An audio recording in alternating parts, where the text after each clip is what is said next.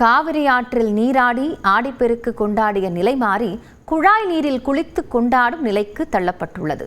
இது குறித்த ஒரு தொகுப்பை பார்க்கலாம். காவிரி ஆறு ஆர்ப்பரித்து வரும்பொழுது வணங்கியும் நன்றி தெரிவித்தும் ஆடிப்பெருக்கை கொண்டாடிய மக்கள் தற்பொழுது காவிரியின் வருகைக்காக காத்திருக்கும் நிலை ஏற்பட்டுள்ளது. எல் நினோவின் தாக்கத்தால் இந்த ஆண்டு பருவமழை போதிய அளவில் இல்லாததாலும் கர்நாடகாவில் இருந்து காவிரியில் உரிய நீர் திறக்காததாலும் தமிழ்நாட்டில் காவிரி ஆறு வறண்டு கிடப்பதால் ஆடிப்பெருக்கு கொண்டாட்டம் கடையிழந்துள்ளது. திருச்சியில் அகண்ட காவிரியாய் ஆர்ப்பரிக்க வேண்டிய ஆறு இன்று கண்ணுக்கு எட்டிய தூரம் வரை பாலைவனம் போல காட்சியளிக்கிறது. எனினும் புதுமண தம்பதிகள் நீராட வருவார்கள் என்பதால் அம்மா மண்டபம் பகுதியில் குழாய் அமைத்து நீராட ஏற்பாடு செய்யும் நிலை ஏற்பட்டுள்ளது.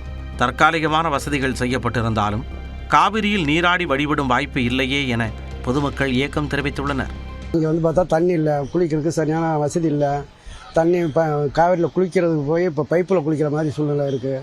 இது மக்கள் கவர்மெண்ட்டு நல்லபடியாக தண்ணி விட்டு மக்களுக்கு எல்லா எதிர்பார்ப்பும் நிறைவேற்றி கொடுக்கணும். அரசு கொஞ்சம் பார்த்து மக்களுடைய சம்பிரதாயங்களை நிறைவேற்றி தயவு செஞ்சு கொஞ்சம் ஒரு 500,000 கனஅடி தண்ணியாவது இங்கே வர்ற மாதிரி கொஞ்சம் ஏற்பாடு செய்யணும். தமிழ்நாட்டின் நெற்களஞ்சியமான தஞ்சை மாவட்டத்திலோ காவிரி, கொள்ளிடம், வெண்ணாறு, குடமுருட்டி, வடவாறு என அனைத்து ஆறுகளும் மணல் மேடுகளாய் காய்ந்து கிடக்கின்றன. காவிரியில் தண்ணீர் இல்லாததால் வீட்டு குடிநீர் குழாய்களில் வரும் நீரையே காவிரி தாயாக நினைத்து வழிபாடு செய்யும் நிலை ஏற்பட்டிருப்பதாக தெரிவிக்கின்றனர் தஞ்சை மக்கள். காவேரியில் தண்ணி வரலன்னா என்ன செய்வாங்க? வீட்டில் காவேரிக்கு பைப் இருக்குது, அந்த குழாய்கிட்ட வச்சு காவேரி தாயை வணங்குவாங்க. வீட்லேயே பைப்பு தான், வீட்டு பைப்பு காவேரி நீராக நினச்சிக்கிறோம். அப்படி தான் வச்சு கொண்டாடுறோம். இல்லை பக்கத்தில் கிணறு, அப்போ இந்த காலத்துலலாம் கிணறு இருக்கும், ஒரு 10 பேர் தண்ணி முள்ளுவாங்க, அது மாதிரி. இப்போ அப்படி இல்லை, ஒவ்வொரு வீட்டில் கிணறே இல்லை, பைப்பு தான்.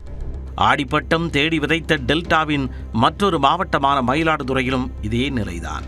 ஆண்டுதோறும் காவிரி துலாக்கட்டத்தில் காப்பரிசி, கருகமணி, பழ வகைகள் வைத்து படையலிட்ட மக்கள் இந்த ஆண்டும் வருவார்கள் என்பதால் புஷ்பகர தொட்டியை சுத்தம் செய்து போர்வெல் மூலம் நீர் நிரப்பி ஆடிப்பெருக்கை கொண்டாட நகராட்சி நிர்வாகம் நடவடிக்கை எடுத்துள்ளது.